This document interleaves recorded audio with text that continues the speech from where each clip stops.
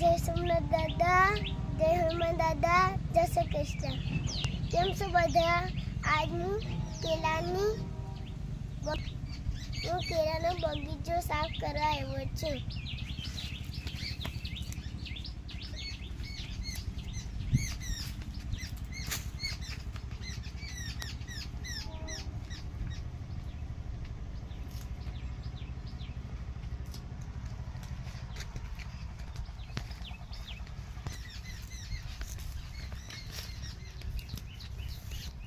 કેળા કોઈને ખાવા છે?